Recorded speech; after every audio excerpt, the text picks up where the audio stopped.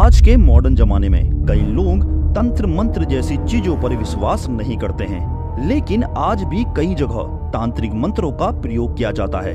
क्या आपने कभी सोचा है यह तांत्रिक मंत्र किसके होते हैं? इन सभी मंत्रों में एक ही नाम का जिक्र होता है, लोना चमारिन का। आपने इससे पहले शायद ही लोना चमारिन का नाम सुना होगा, लेकिन तंत्र विद्या में इन्हीं के मंत्रों का इस्तेमाल किया जाता है। हिंदुलॉजी फैक्ट के आज के इस वीडियो में हम आपको तांत्रिक मंत्रों को जन्म देने वाली और तंत्र विद्या से खुद के अपमान का बदला लेने वाली तांत्रिकों की देवी लोना चमारिन का इतिहास बताने जा रहे हैं। लोना चमारिन अमृतसर पंजाब के चमारी गांव की रहने वाली थी, जिन्होंने असम के कामाख्या में जाकर अपनी सिद्धियां प्राप्त की थी और एक विश्वविख्यात योगिनी बन गई थी।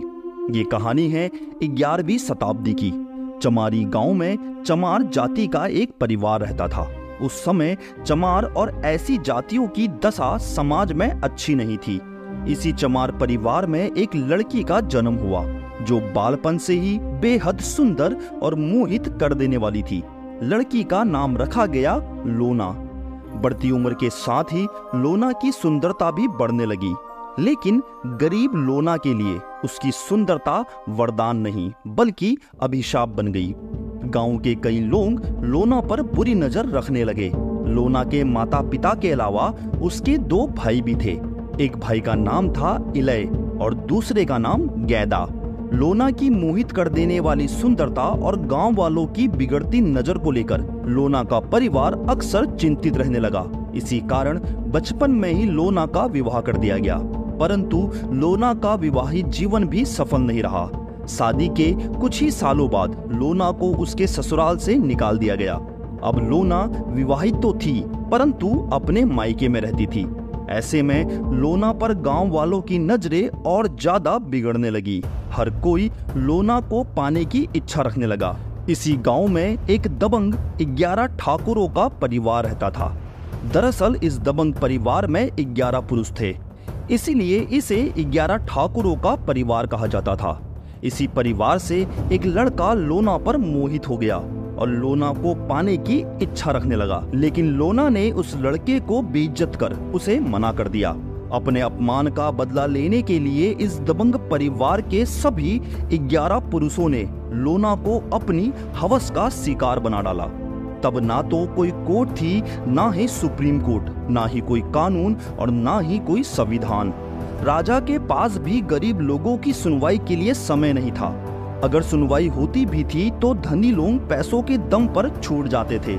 लोना की इस दुर्दशा पर पूरा गांव हंसने लगा, लेकिन किसी ने भी उन 11 ठाकुरों पर उंगली तक नहीं उठाई।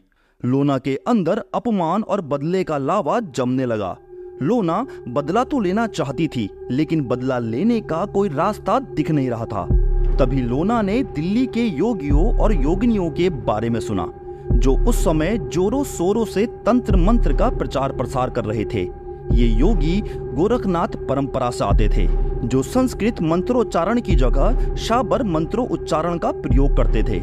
दरअसल यह वही समय था जब भारत में इस्लाम के सूफी संतों को मानने वाले लोग भी अपने पैर पसार चुके थे।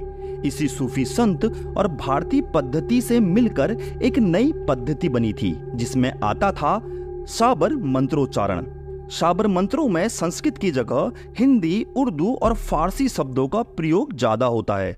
संस्कृत के मंत्र बहुत ही शुद्ध और पवित्र होते हैं, जिन्हें केवल पवित्र हृदय से ही सिद्ध किया जा सकता है, जबकि शाबर मंत्रों को कोई भी मनुष्य एक बार सिद्ध कर अपने नाम से बांध ले तो उसे सिद्ध तांत्रिक कहा जाता है, और उसके सिद्ध मंत्रों की सिद्धि अन्य कोई व्यक्ति बहुत ही आसानी से उसके नाम मात्र के स्मरण से प्राप्त कर लेता है।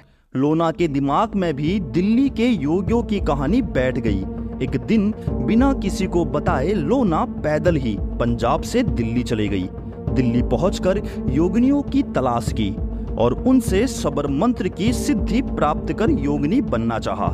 लोना का बालपन देख योगिनियों ने उसे तांत्रिक विद्या की सिद्धि देने से मना कर दिया। तब लोना ने योगिनियों से कहा, ठीक है, आप लोग मुझे तंत्र विद्या नहीं दे सकती, लेकिन आप ये तो बता सकती हैं कि यह तंत्र विद्या आपको कहां से प्राप्त हुई और कौन आपके गुरु हैं। लोना जिद पर अड़ी रही। लोना की जिद देखकर योगिनियों ने बताया कि यहाँ से बहुत दूर असम राज्य के कामरूप जिले में ब्रह्मपुत्र नदी के तट पर नीलांचल पर्वत में योनि रूपी कामाख्या शक्ति पीठ है। हम सभी ने वहीं से तंत्र विद्या सीखी है। तुम अभी नादान हो, वहां तक नहीं पहुंच सकती। सही सलामत अपने घर लौट जाओ। लेकिन लोना के मन में तो बदले की आग धधक रही थी। वहीं से लोना कामाख्या शक्तिपीठ असम के लिए निकल पड़ी। दिल्ली से पैदल उत्तर प्रदेश, बिहार और बंगाल होते हुए आखिर में लोना कई कठिन रास्तों, जंगलों और नदी नालों को पार कर असम पहुंच गई। पैरों में पड़े छालों की पीड़ा को सहते हुए, भूख प्यास और थकान को नजरअंदाज करते हुए लोना ने एक योग्य गुरु की तलाश शुरू कर दी। आखिरकार लोना की मुलाकात हुई एक सिद्ध योगी इस्माइल जोगी से। इस्माइल जोगी सूफी और नाथ पंथ के मेलजोल से बने योगी थे। उन्होंने सबर मंत्रों और तांत्रिक विद्या में अच्छी सिद्धियां प्राप्त कर रखी थी। लोना ने अपना सर्वत्र इस्माइल जोगी को सौंप दिया और बदले में इस्माइल जोगी ने लोना को तंत्र साधना की शिक्षा दी। धीरे धीरे लोना ने संपूर्ण तंत्र विद्या प्राप्त कर ली और जल्द ही अपने गुरु इस्माइल जोगी से भी ज्यादा तांत्रिक सिद्ध हो गई। फिर अपने गुरु का आशीर्वाद लेकर लोना वापस अपने गांव पंजाब पहुंच गई। इस समय ठंड का मौसम था।